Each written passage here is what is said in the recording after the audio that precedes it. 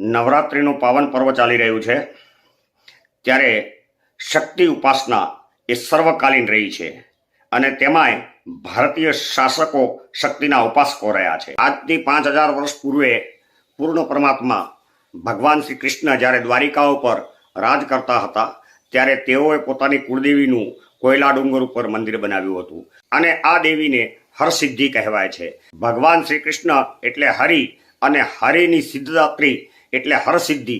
આ માતાજીને હરસિદ્ધિ કહેવાય છે.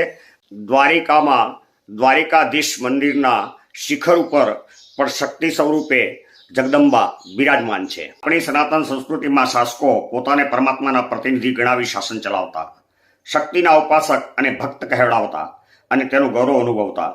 ત્યારે આપણા શાસકોમાં શ્રેષ્ઠ વિક્રમ રાજા પ્રદુપભંજન તરીકે હજારો વર્ષોથી પ્રજાના માનસ ઉપર શાસન કરી રહ્યા છે. તેઓ પોતાને માં હરસિદ્ધિના દાસ ગણાવતા. તેઓ માતાજીની સહાયથી લોકોના દુઃખ દૂર કરતા. હજારો ભૂતાવળમાંથી તેઓને મેલડી માતાએ બચાવ્યા હોવાની વાત હજારો વર્ષોથી લોકોના જનમાનસમાં અંકિત છે. ભારતમાં સૌથી લાંબા સમય સુધી શાસકો રહેલા ચિત્તોડના ગોહિલ વંશજો પોતાને ભગવાન એકલિંગજીના પ્રધાન દિવાન તરીકે ગણાવે છે. પોતે માત્ર વહીવટ કરતા અને પ્રજાના રક્ષક છે તેવું તેઓ લખાવે છે. તેઓની કુળદેવી બાણેશ્વરી માતાની શ્રદ્ધાને બળે અનેક વખત નષ્ટ થયેલ રાજ પરિવાર પુનઃ સત્તા પ્રાપ્ત કરી છે.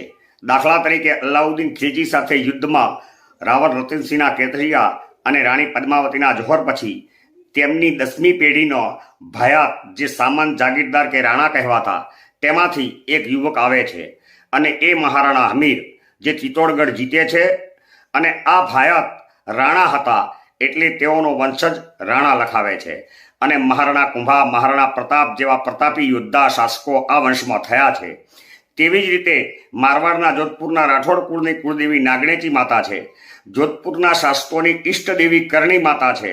મહેરાનગઢ, જોધપુર અને બિકાનેરના કિલ્લાઓની સ્થાપના કરવામાં આવી ત્યારે તેનું ખાતમુહૂર્ત શાસકોએ માં કરણીના હાથે કરાવ્યું હતું. અને માં કરણીએ જોધપુર અને બિકાનેરના શાસકોનું અનેક વખત રક્ષણ કર્યું છે જેવી ઘટનાઓ આપણને જાણવા મળે છે. તે જ રીતે ભાવનગરના ગોહિલ વંશની કુળદેવી નાગણેચી માતા છે તેમજ ઈષ્ટ માં ખોડિયાર દેવી છે અને માં ખોડિયાર ભાવનગર રાજવંશના રક્ષક દેવી છે. ભાવનગરના શાસકો માં ખોડિયારને પોતાની ઈષ્ટદેવી માને છે. ત્યારે વાત કરીએ રા નવઘણની વારે ચડી જે દેવીએ દરિયો લુપ્ત કર્યો હતો એ દેવી વરુડીની.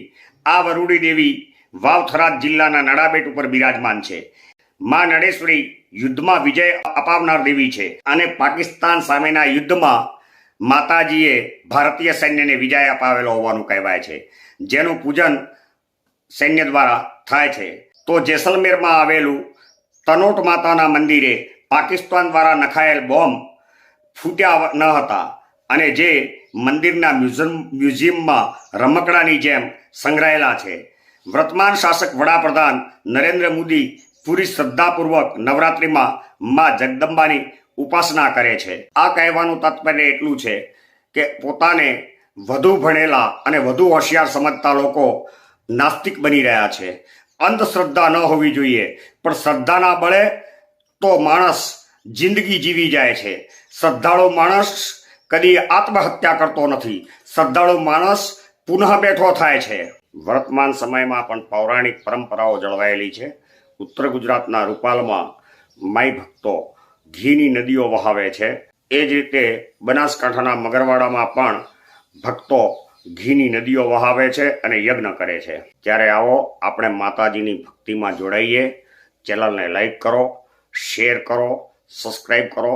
ભારત માતા કી જય.